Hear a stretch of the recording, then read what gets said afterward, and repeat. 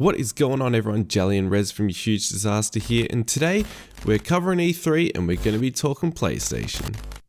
And Sony's presentation was kind of weird, even though they showed some really good stuff. Yeah, like I was watching, like they had the sort of like a pre-presentation where they're just sort of sitting there and talking and like nothing too exciting. But what they did show, like out of the games, like they were pretty full on. Like it wasn't really, just like a really minute here, like it was full on. And they looked like... They're like 15, 20-minute demos. Yeah, and they looked amazing. Like, I'll let you take the leads for The Last of Us, because I've never played it, but... Well, Last of Us, as you know, is like my #1 game of all time. Yeah. Which I played because it got so hyped when it was new, and I kept putting it off for maybe like 6 months, maybe even a year. And then I bought it for the PS3, got a quarter of the way through it, maybe halfway through it, and then the PS4 was coming out, and Naughty Dog's like, hey, we're remastering it for the PS4. I was like, okay, fuck this. I'm not finishing it until I get to play it remastered. So I finished it. And then, yeah, PS4 came out, bought a PS4, bought Last of Us with that when it came out, and played the hell out of it. Anyway, I won't, in case no one's played it and you're listening to it, like I won't say anything. It's just, the story of it is amazing. And when I finished it, I kind of just sat there for 20 minutes with my jaw on the floor thinking this is what games can be now kind of thing. I guess there is a little bit of a spoiler in it if you're watching the first one. Obviously, Ellie, the character, doesn't die. But anyway, it's definitely worth playing if you have a PS3 or a PS4. Looks insane. I'm hyped for more Last of Us in any sense. I mean, I watched it and it looked amazing. Just even the combat and everything, like it looked really well polished, well done. And yeah, like you said, you know, the story is great from what I've heard. So I mean, I'm pretty sure it's running the same engine as Uncharted 4. Oh yeah. And so Naughty Dog's really good with that kind of stuff of blending cutscenes right into gameplay. Like you kind of don't know where the cutscene ended and you started playing again. So like Uncharted 4, now and again, I've like watched the cutscene like, oh, I'm in control again. Okay. It'll be like that for sure. A bit off topic though, like speaking of Naughty Dog and that. I was watching a video earlier on YouTube and someone goes that Naughty Dog are known for their gore, and because there was some people complaining about the gore in the trailer. And I'm like, yeah, but is Naughty Dog really known for their gore? Because, I mean, for me, Naughty Dog is Crash Bandicoot. Exactly right. And I'm like, no, they're known for, yeah. Oh, man. But anyway. Mind you, like, I mean, gore, like, really? I mean, it's The Last of Us. There's fungus people just like eating people's throats. It's the setting. Uncharted's not full of gore. Crash Bandicoot would be hilarious if it was full of gore. Oh, it'd just be a completely different game. Crash Bandicoot. Crash Bandicoot. Anyway. Yeah.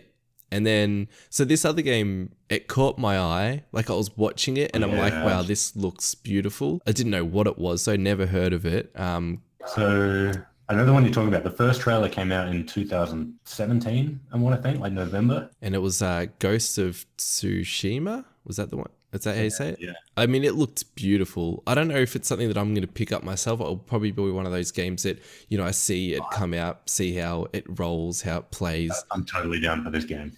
You are? Like anything samurai and swords, man. Hell yeah. Like it looked beautiful and the combat it just looked great. Like the game itself looked great. I'd enjoy watching someone play it because it almost looked like a goddamn movie to me. We've said that before. Like, a lot of like games nowadays are getting to a point where it's almost I prefer playing a game to watching a movie or a TV show. Yeah. And something like that, as you say, I could easily sit there and watch someone play that. But there's a few people who've been talking about it. There's a few shots and stuff where I guess the guy is Tsushima. The character is fighting the woman who had the bow and arrow, and it looks like the cherry blossom leaves and stuff. And it just looks utterly, insanely awesome. Yeah. It's beautiful. I think I'm missing something here. Did we miss the one from Software, the new game from Software? Oh, yeah. They're doing another, like, Bloodborne Dark Souls. Yeah. Was that Microsoft that did that one?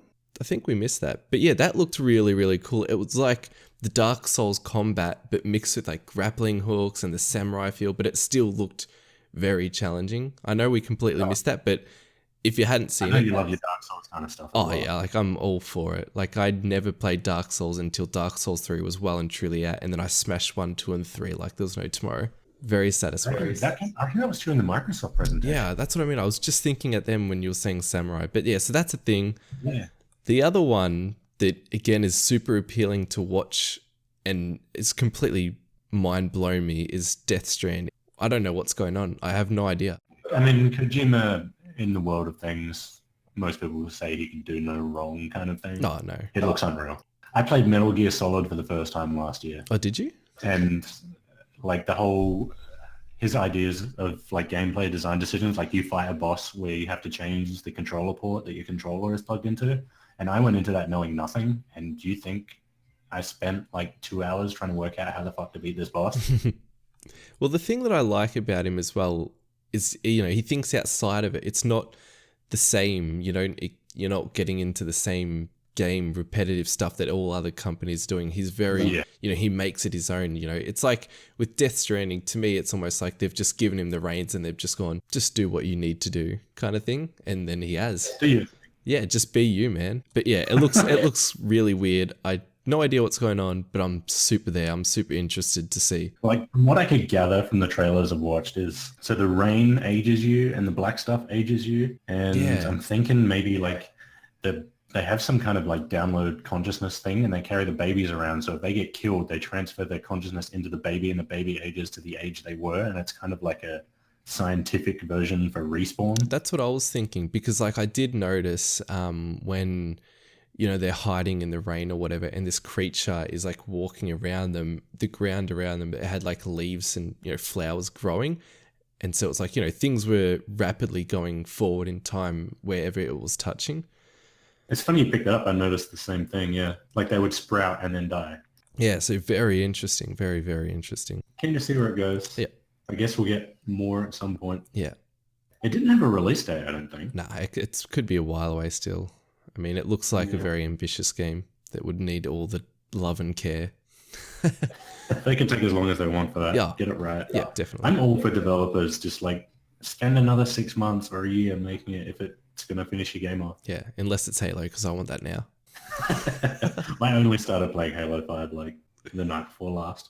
And then the other one that PlayStation did, which for me personally, I'm so excited for, being the massive Spider-Man fan I am. Like, it looked like the Spider-Man game that we've all wanted for forever. Like, it looked like Spider-Man. It looked like it just rolled really well. The open world it just looked really fluid. Like, it just went well. I don't know much about like the whole superhero thing. It's never really been my jam, if you get me. Oh yeah, definitely. But I knew you'd be psyched because you're a Spider Bro, man. Yeah, man, I'm the biggest Spider Bro out. Whatever.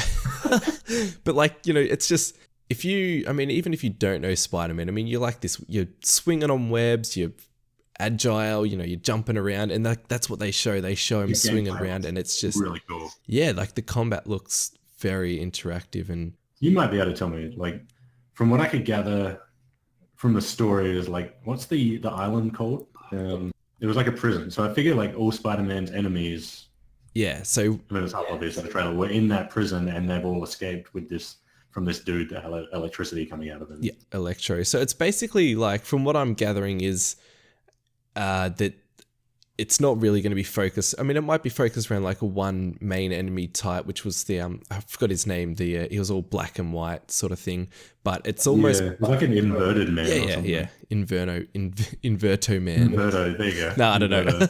But yeah, it's like that.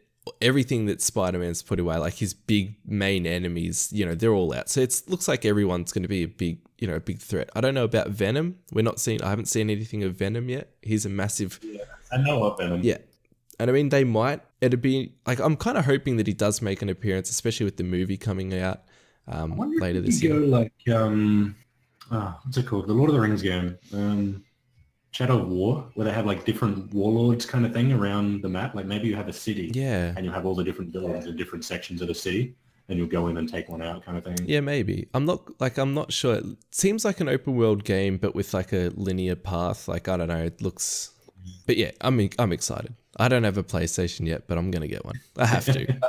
Better get one quick, so like you can play it for a couple of years before the PS5 comes. Oh, I know. Maybe I should just wait for the PS5 at this rate. I feel like I got a PS4 that I bought in 2000. When did they come out? Like 13, 14? And I still feel like if they bring out a PS5 in 2020, it's too early. Yeah. I haven't got my games out of it yet. And people were already being like, oh, the new console might be, announced this E3. I'm like, no way. It's not going to be officially announced. It's not.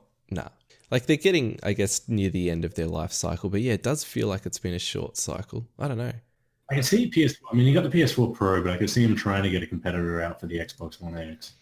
It'll be interesting. I wonder if Microsoft and Sony sort of work together so they they've both got the competition, because like developers are going to be working with them as well, so they must all sort of work sort of in this cycle. I don't know. Who knows? I mean, Sony does do one kind of dickish thing where they cut off their multiplayer crossover play from everyone else. And there's a game coming up that they do that with, which is a little bit annoying. Actually, was it? Yeah, it is. It was announced on Nintendo. Anyway, we'll get to it. And I mean, Microsoft, they're doing their, cross-platform play and all that now. So come on, Sony. Yeah. Be a team player. I'm loving it, man. Like like Microsoft's whole new direction is really, really cool for the whole, like for gamers. It's great. It gives you options where you want to play it. Anyway, this is the PlayStation section. Enough of that. Yeah, get out of here. Well, let's move on. Let's go to Ubisoft. I actually think that was kind of the end of the PlayStation section. So Ubisoft... Although, mind you, actually, since... that's right. Like about an hour before we were chatting, they've brought out 3 new trailers. They brought out Call of Cthulhu, A Plague Tale, and... what is it? The Walking Dead game. Yeah. And so basically Cthulhu looks pretty cool, I guess, around the whole... It reminds me about me. Yeah. And then the plague one, I mean, all that we saw was just rats for days eating people. It is creepy. Yeah. And then... It is creepy. Yeah, very creepy. I don't want to be eaten by rats. So, it's like they're surrounding them. The rats are just surrounding these 2 people. And you just watch it. I'm going to put the link there. Just watch it. I think if you can't watch it, just think like the zombies from World War Z, but rats. Oh, yeah. That's exactly it. I think you play, what's the guy? The Pied Piper? Yeah. Who fiddles for the rats or whatever. Yeah. Pipes for the rats. And then Walking Dead. Yeah, Overkill's Walking Dead. Like Left 4 Dead, but Walking Dead theme. It kind of reminded me, like when they show you the zombie and that, it kind of reminded me a little bit of Dying Light. I wonder if the combat's going to be similar or... Yeah. But yeah. Walking Dead, Light. Walking Light.